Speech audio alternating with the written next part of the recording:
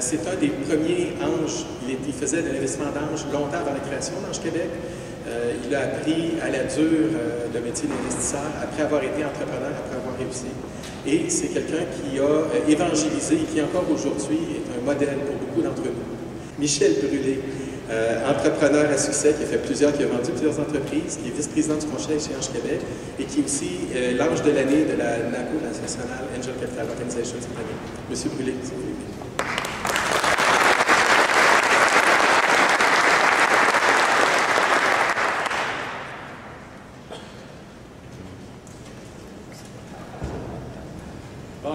Je suis gardé pour le dessert, ça va être cool parce que ben du chocolat.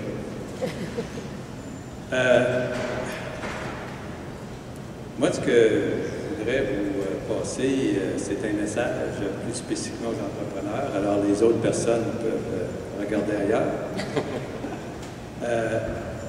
Et puis, pour que le message passe plus clairement, je me suis habillé en Silicon Valley ce soir, pas de cravate, contrairement peut-être aux autres. Là, certains amis que j'envoie des cravates rouges. Le message que je veux passer aux entrepreneurs, comme je dis à la plupart parce que j'ai plusieurs compagnies en portefeuille d'affaires là, le premier message, c'était facile. Tout le monde l'aurait fait avant toi. Alors, dans la difficulté, puis soulever la difficulté, qu'est-ce que tu apprends? Tu apprends si tu as des bons partenaires avec toi pour commencer. Extrêmement important. C'est toujours les premières erreurs que les entrepreneurs font. Il leur manque l'expertise autour d'eux. Souvent, la première vente que tu as à faire, c'est la vente à ton partenaire ou à ta partenaire, quelle qu'elle soit, pour faire le chemin ensemble. C'est la première chose à faire. Alors souvent, l'investisseur, et puis j'ai de la misère à l'appeler ange financier parce que je me souviens quand j'ai commencé dans le métier, c'est extrêmement péjoratif, ange financier.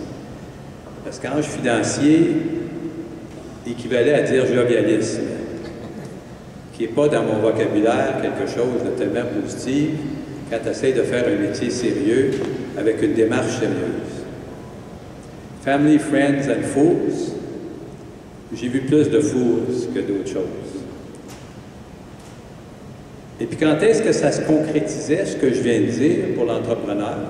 Ça se concrétisait quand il fallait qu'il aille chercher some serious money afterwards. Donc, l'autre partenaire qui va venir avec les premiers qui sont rentrés. Les lois du marché s'appliquaient généralement pas en la faveur d'entrepreneurs. C'est là qu'il l'apprenait. Franz en a parlé quelque peu. J'ai énormément d'anecdotes dans ce sens-là. Aujourd'hui, ça a changé. Je dirais que la définition d'ange financier, on peut se demander pourquoi appeler ça un ange financier. Bien, mon éducation judéo-chrétienne me permet de dire que l'ange financier, s'il est efficace, il t'empêche de faire des péchés mortels. Fais autant de péchés véniels que tu veux, ça passe. Mais pas de péchés mortels. Parce que lui, il les a fait avant toi. Alors, tu vas avoir quelqu'un qui est capable de te guider sur le choix des prochains partenaires financiers. Puis il a tout intérêt à bien le faire, parce que son cash est là. Tu as intérêt aussi à avoir un ange financier qui a un réseau, pas seulement que dans les finances, mais dans le commercial ou dans du partenariat de d'autres compagnies ou d'autres présidents de compagnies qu'eux autres aussi ont eu leurs expériences. Ça fait partie de moi ce que j'appelle l'ensemble des éléments qui t'empêchent de faire des péchés mortels. Et je le répète, si tu veux être le meilleur au monde dans quelque chose, si c'était facile, tout le monde l'aurait fait avant toi. Alors, c'est possible d'être le meilleur au monde dans quelque chose. Moi, j'ai été élevé dans le parc de la montagne ici, à Hall. Ça ne s'appelait pas Gatineau à l'époque. Il y avait Pointe-Gatineau, Gatineau, Elmer, il y avait Hall. Il y avait Vieux-Hall, il y avait les nouveaux quartiers à l'autre bout. Faites mon cours à l'Université d'Ottawa, l'autre bord du ruisseau. Puis j'imagine qu'il y avait besoin d'un enfant prodigue ici ce soir au micro, c'est pour ça qu'ils m'ont invité. Alors, ce que je veux dire, c'est que ayons des ambitions. Je dis souvent, des gens qui parlent de vision. Hey, la différence entre un visionnaire et un lunatique, c'est une couche de nuages épaisse comme ça. Soyez les visionnaires et non les lunatiques, mais ayez des ambitions. Parce qu'au Québec, on a les moyens de nos ambitions. Les choses ont changé. Les choses ont changé depuis quelques années. Et puis que je pense qu'il y a un engagement, que ce soit du gouvernement, mais aussi... Je donne un exemple. Ange Québec, moyenne d'âge, 39-40 ans.